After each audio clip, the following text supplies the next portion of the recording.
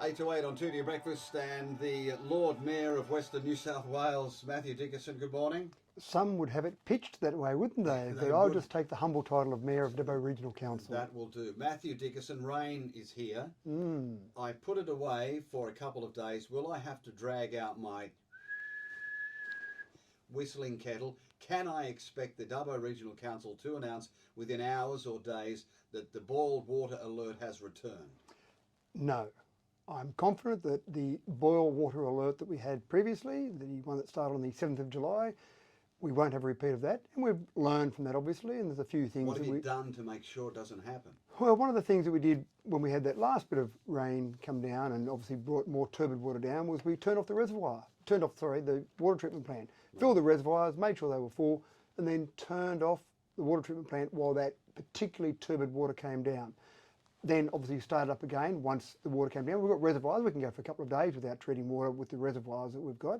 But then the other part is we learned with some of the treatment processes with that highly turbid water, there were some additional polymers we put in the water which tend to coagulate and get those various components of turbidity to drop to the bottom of our treatment process.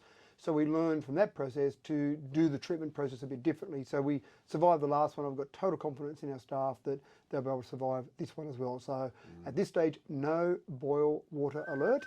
You just like doing the whistle noise. Well, I don't, because I have to drag out my galvanised pot again. And I'm confident that we will have no boil water alert with this rain. Yeah, okay. $5. If we do, we'll announce it to the community and tell them, and we'll tell them how long it'll go for. We'll be on your station telling people, but at this stage, no boil water alert. All right, can you put a dollar figure on the fixing of that problem, or doesn't go that way? Well, there's probably a few parts to that. Shutting down the actual water treatment plant and starting up again, obviously there's not really a dollar figure in that. We're just treating water and then not treating water. The polymers, there's a small cost to the extra polymers we're using, but we're not talking about significant dollars there. So it's really more our reputation, more the disappointment for our residents. So it's more from that perspective rather than an outright dollar figure. Okay. The walkways, Tracker Riley and all that, we've fixed all that problem too, haven't you? You've changed the Tamworth River Bridge. So the Tamworth River Bridge, the side railings on there, obviously they were damaged previously. We dropped them earlier this time, which some people... Are they down now? They're down now. So the Tamworth River Bridge is shut. Exactly right. There's water over it. I actually had a look at it not yesterday, the day before, and there's still water flowing over the top. Right. But even when that water drops down enough, the walkway that you approach from the western side dips down a little bit. So sometimes the bridge is out of the water, but the entrance is just below the water. But if you're thinking of running across it today, don't, because you can't. Correct, that's exactly right. And same with the Shibble Bridge. So both of those are still closed. And again, we communicate with the community if they're open and closed. But we're shutting those because the water seems to have come up, and you mentioned the Little River there I heard before, and I joked that the Little River should be renamed the Big River because it had some big water flows coming through there. It's a cunning little beast. It is, isn't it? Yeah. And some of the water that came down was a bit quicker than we'd expected and a bit quicker than we've seen before. But again, we've been a bit precautionary there, and some people were a bit frustrated with that because we were closing it. It didn't look like it needed closing, but the water has come up quickly. Yeah, okay. What will cost us money, though, is the fluoride situation, won't it? Absolutely right. So we don't have a figure for that yet. Obviously, we're still continuing those investigations. We're working with Public Works to basically get to the stage where we know exactly what we've got to do. We'll have an approximate cost, but then we'll go out to tender to find out the real cost of that. But it's not going to be cheap.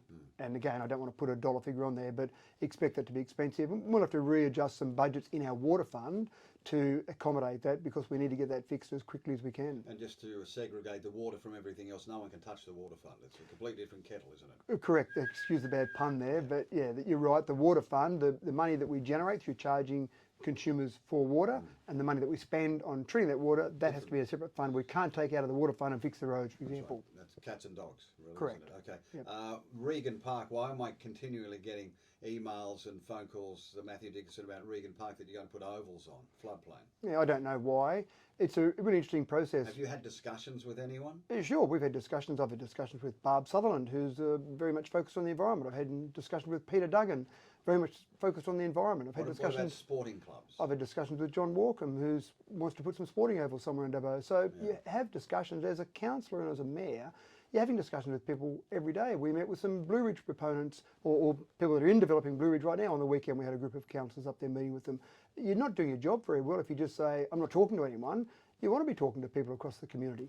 What's really interesting, and I find this quite intriguing, is that there are some conspiracy theorists out there, believe it or not, Richard, I know it's hard to believe, but that think there's some secret plot, some secret agenda, hidden deal, whatever. You've got something going on. That's right. What I'm getting. Now, when you ask the mayor what deals he's struck. So this is really interesting.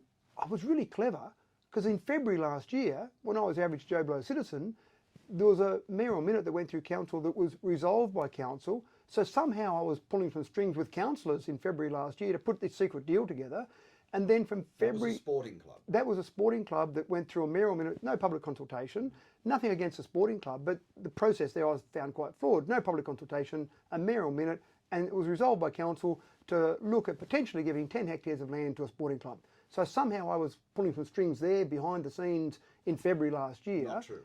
Not true, absolutely right, because why would anyone listen to me? I was Joe Blow citizen. Now, as you but, said, but hold on, let me go one step further. So then 10 months the last council had where they did nothing to fix that problem. Then I came along as mayor, and then suddenly I've got these secret deals that I started last February. Right. I'm incredibly clever, Richard. You are a magician, Right. pulling more than a hair out of your hat, I can tell you that. That's right. So to emphasise, no deals, you want our thoughts about what should happen at Regan. I think you told us that. We've paid consultants a lot of money. $140,000 was what we put aside for consultancy fees to get consultancy done on the south precinct and the north precinct of the river corridor. Yeah. Why would we pay that money if I've got some secret deal, some secret hidden process But there? you and the consultancy firm are the same company, aren't you? Oh, obviously that's right as well. Sorry, I forgot about that. That's what the conspiracy says. Right, The exactly. company that you've employed to look at this is part of your company. Wow, I'm getting clever by the day, Richard. It's incredible, isn't it? Let's get sparky. Dream Festival, 10th anniversary. Yeah, so we've got a launch this afternoon with Dougal and obviously council launching Dream. You got Anne Field? I hope Anne's there because she was part of the original committee. She was, and that goes back a few years, but it's gotten to the point now where the committee that used to run Dream, it's more or less morphed into council running That's what Dream. Anne told me. Yeah, with some help from volunteers. I think they got to the stage where the committee burned out, and it's hard work being a volunteer on a committee. So I think they got to that stage. So now council's in charge of that. But again, look, it's all these different things that make up Dubbo, Richard, and Dream's just another one of those great things that makes up Dubbo. And I like the candle parade. What is it? The nice kite parade that they have. Yeah, that's right. And this is the thing, different things happen. I remember the first Dream went for a month and had things at the zoo and a whole range of things. So it's continually changing and it's continually morphing into what the community wants. So no... At this stage, no boil water alert. Matthew Dickerson, Lord Mayor of the Central West of New South Wales, you better be right. Well, I am at this stage. I'll tell you if it's any different. 8 o'clock.